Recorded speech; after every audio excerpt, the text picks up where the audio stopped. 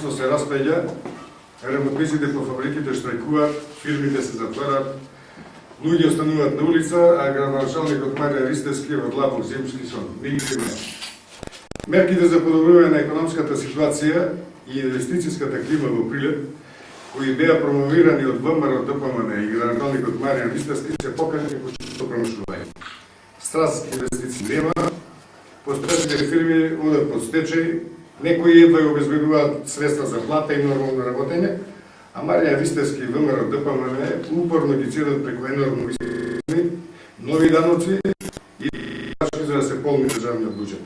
Единствена цел на ВМРО ДПМН е да има народни пари за нивно луксузирање, расипничко трошење и уживање на функционерите во благодетите што ги нуди името.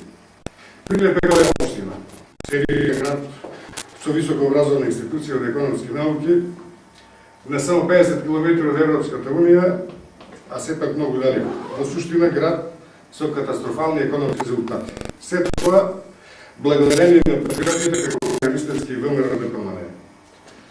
Градоначалнич еднаш собери храброст, излези и јавно кажи колку странски или домашни инвеститори ја искористија вашата мерка за ослободување даноци или давачки кон државата, доколку отворат нов капацитет и вработат, како што вие велевте, 10 нови луѓе за 10% ослободување од давачките, 20 нови луѓе за 20% ослободување и така до 100% ослободување од давачките кон државата.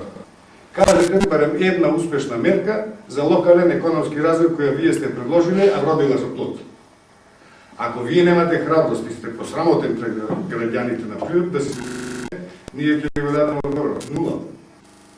Почитувани, ако продолжиме понатаму со политиките и заложбите на ДПМН и Маријан Ристевски за развојот на Прилеп и ја погледнеме нивната грижа за постоечките производствени капацитети.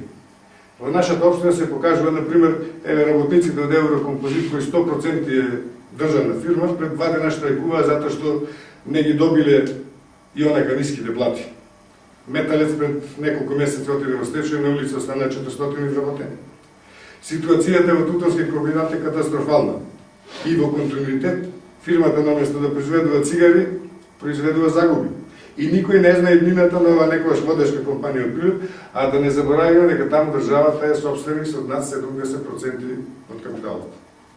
Маријане, кратко, крајно време е после прочка да се симнат маските и како што вели вашиот премиер, вистината како шило да излезе на површина.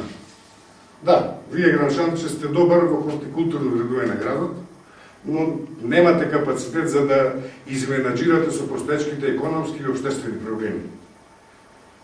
Градоначалниче излези, прошета е Прилепската чаршија, праша ги доканџиите како преживуваат и како се плашат да не случајно влезе некој инспектор за да се реализира дадената норма.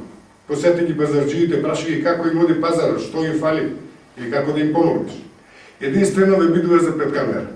И ајде пред истата камера, собери храброст и излези да им објасни на твоите граѓани зошто во Прилеп, во вашето владење, се живее посиромашно од кога е било со најнизок живот.